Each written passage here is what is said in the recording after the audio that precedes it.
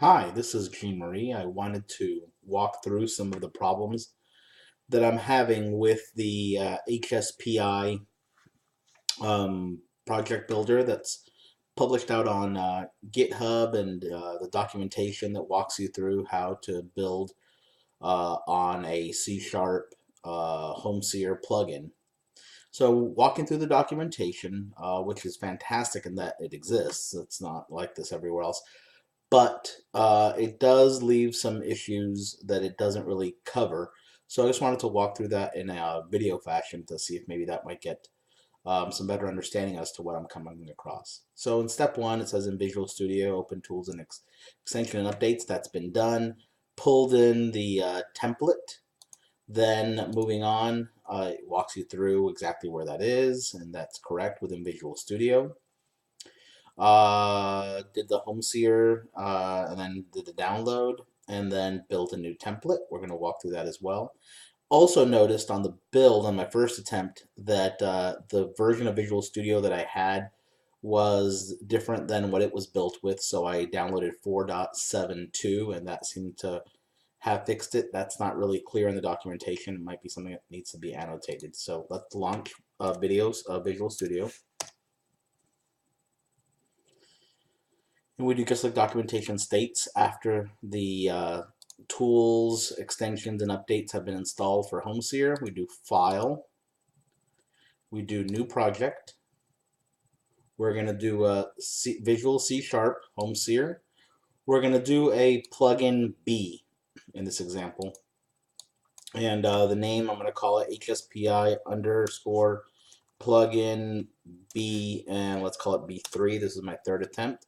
I set the framework for 4.72. Like I said before, on 4.61, I had one of the many errors I had was related to, or warnings related to the different .NET framework builds.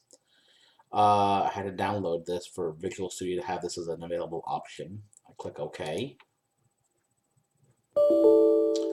Our first thing that we get is solution is not opened or not saved. Please ensure that you have an open and saved solution. That's easy enough.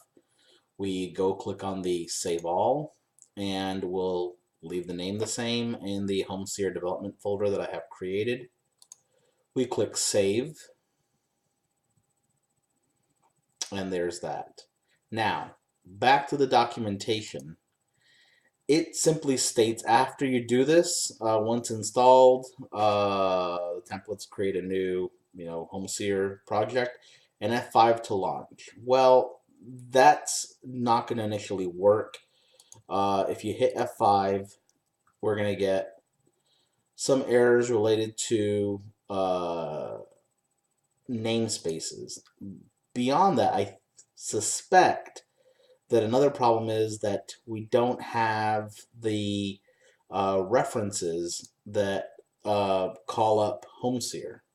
So what I'm going to do is get the NuGet package. I discovered that that's in references, manage NuGet packages.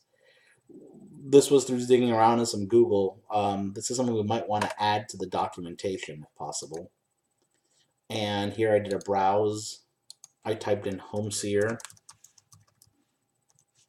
And in the end, you end up getting 3 packages.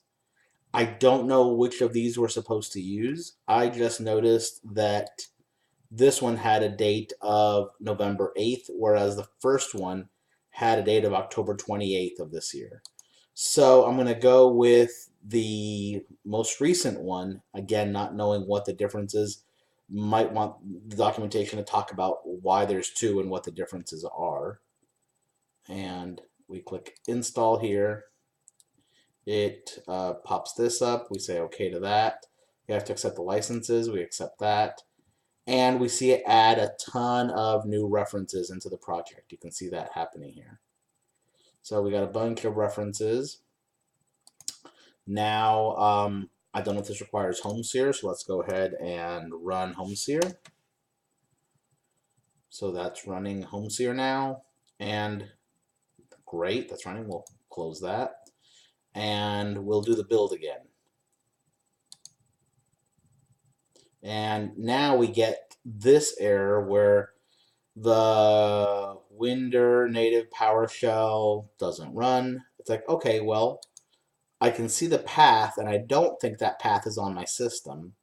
I don't know where the request to execute this for PowerShell is coming from, but what I did do is I went ahead and did a copy on this, and if I go ahead and bring up Notepad, bring up Notepad++, we'll bring up a new entry here, and if I paste this, we can look at the command and dissect it piece by piece. So let me get rid of that. So from there we have a PowerShell.exe, and it looks like it runs all the way to here, and then it has some flags that that it sets, from what I can tell. And we're going to get rid of exited with code 1. So I thought, okay, well, let me just try to run this myself. First off, the thing it's trying to run is PowerShell in this directory. So I'm going to copy that. Now I'm going to open up a command prompt. I'm going to go ahead and run the command prompt as an administrator. Let's try that again. More, run as administrator. So I have a command prompt here as an admin. I am going to attempt to run PowerShell, and that's not the path to PowerShell. And I don't know where it breaks down. Let's try cding into the directory. Let's see, cd to Winder. That goes to Windows. Okay, so that's correct. Let's cd to Winder system native.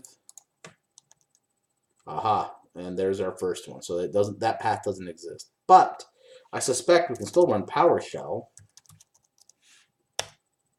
and that does work. All right, we're going to exit out of PowerShell.